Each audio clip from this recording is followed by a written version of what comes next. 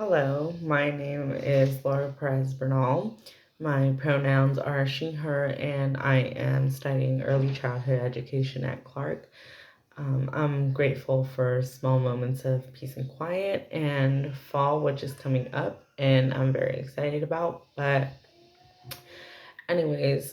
reading Kindred by Octavia Butler in Women's Studies 101 challenged me to reevaluate the way I view the standards of a patriarchal society in regards to women and how much has and hasn't changed over time, how men feel the right to women's bodies, the lack and denial of bodily autonomy, and the violence towards women.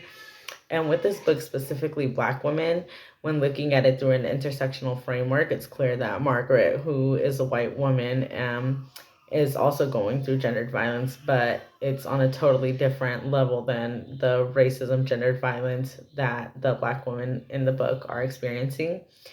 I see how much of what is said in the book by Tom and Rufus is still ideological today, in many men and women. I think the dominating attitudes have just been transferred and passed down throughout the years, but haven't really changed.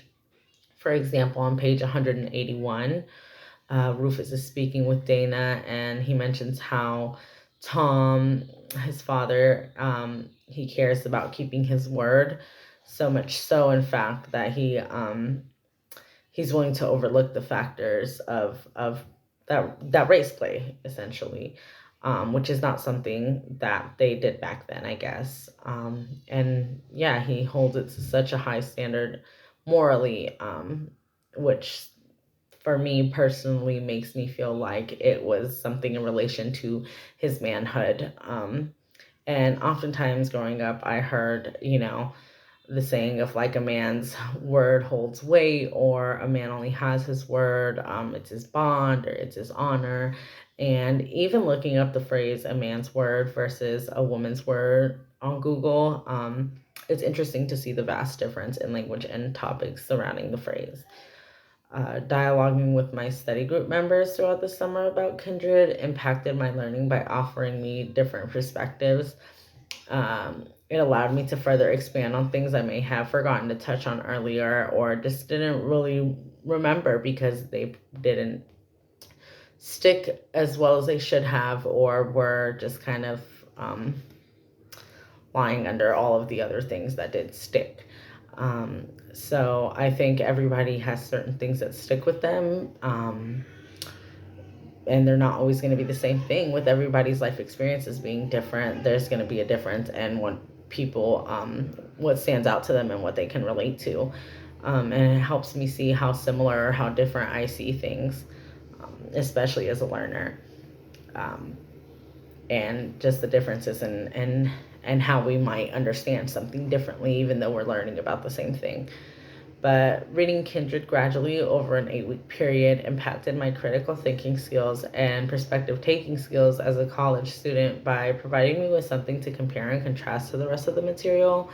I think it's really cool to take this book and look at it through an intersectional framework. It focused on race, but also gender, which played on the material and ultimately helped me understand things better. I feel like being able to understand and make those connections helped me to reflect on things like gender violence and the role I play through my actions and ideologies,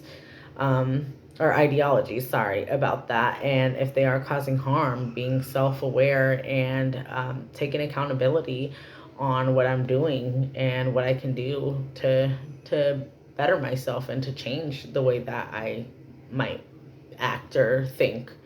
Um, and it also made me reflect on transformative justice quite a bit and just how much work needs to be done to ensure that women have autonomy over their own bodies, and how much a patriarchal society aids and encourages.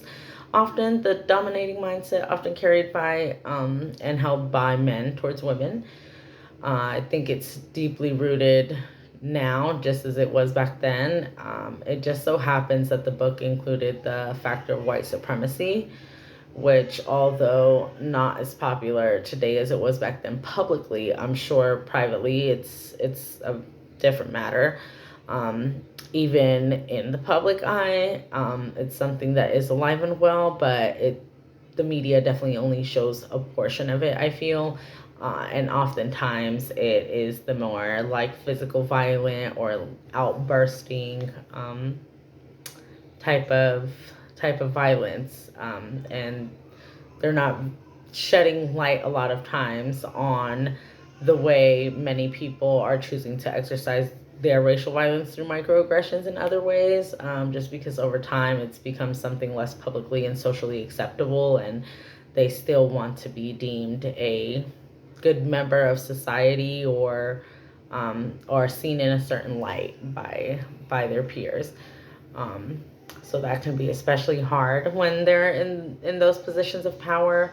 And I think it just shows how deep transformative justice actually needs to go.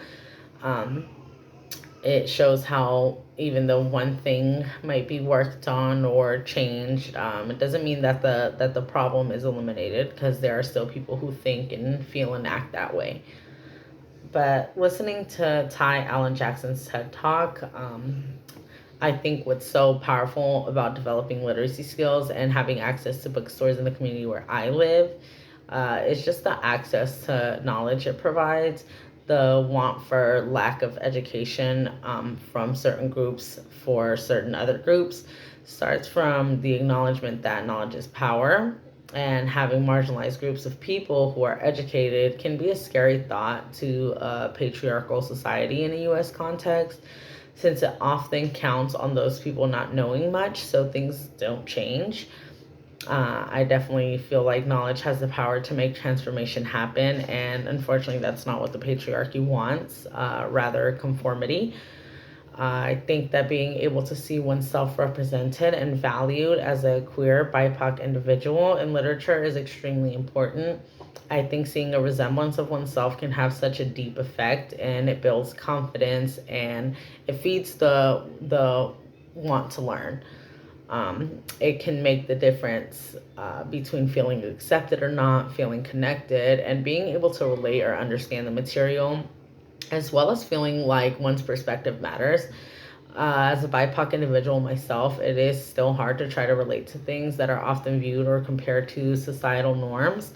And this can be especially hard because it's often the perspective of white cisgender people that's offered, and is viewed as the standard. And those people tend to carry privileges that I do not a lot of times. I think it is important to start introducing books at an early age, specifically ones that have characters who resemble queer and BIPOC people, to contribute more to our children. I feel like the books that contribute more than one standard of what the norms are more helpful for children, because they see and read and learn about actual members in their community and what their community actually looks like and what the world looks like.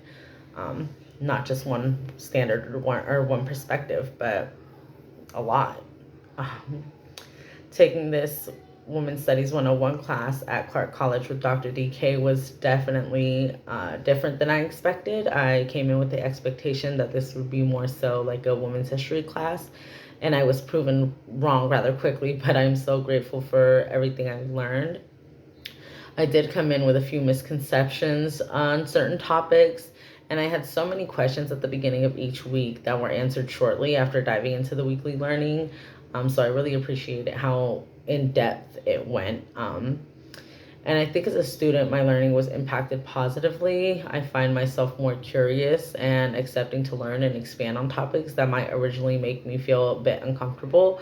But by the end of the week, I always come out on the other side with more knowledge, and it does make me feel more empowered. And one of my favorite moments in class for me was the essay from Adrienne Marie Brown about consent. I think it was also the most confronting for me. It's not really something that was talked about when I was growing up. Of course, sex was talked about, but consent was never really talked about, or consent was talked about just kind of in a sense where it's like, well, when you say yes, it was never an if. It's like when you have sex, not if you choose. It didn't really seem like a choice. But when I did start week 6, it did make me feel uncomfortable. But by the end of it, I did feel empowered. I felt like this is something I could share with my children to help them understand what consent truly is. And it's the first time I actually had experience with the word consent being talked about in such a confident and positive manner. And in a way that wasn't just about sex. It really explained how many different levels and how consent really is in all of our relationships and all aspects and all levels of it. So I really do appreciate that being part of this course, especially at the age I am. It's wonderfully interesting to see how much I did not know or haven't thought about in regards to that. So, an insight I learned by reading Kindred and Women's Studies 101 that I can integrate into some aspect of my life right now is, well, honestly, I feel like all of the teachings, all the material, I could integrate it into some aspect of my life right now because it is very current.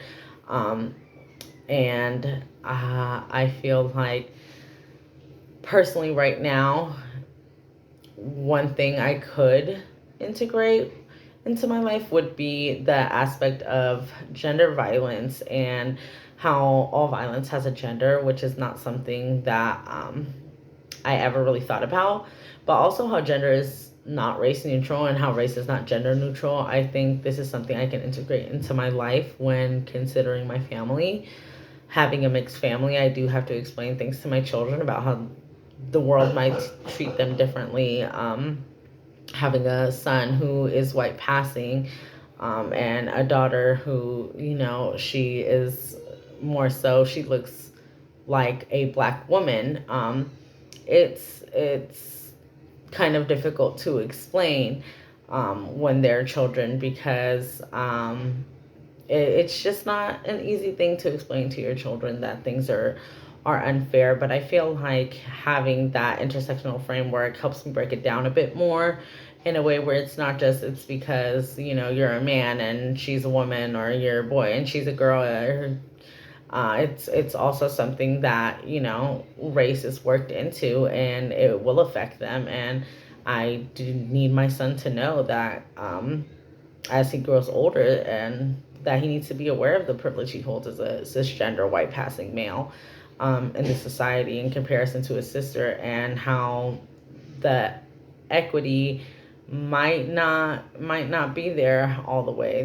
They will face adversities when it comes to that, but more so her than him, because of the way that black women are viewed in the world often. So um, yeah, I think it will help me break it down that it's not just a male or female thing or just a race thing, but rather a combination of both. Um, but yeah, that is all I have to share. So thank you for listening.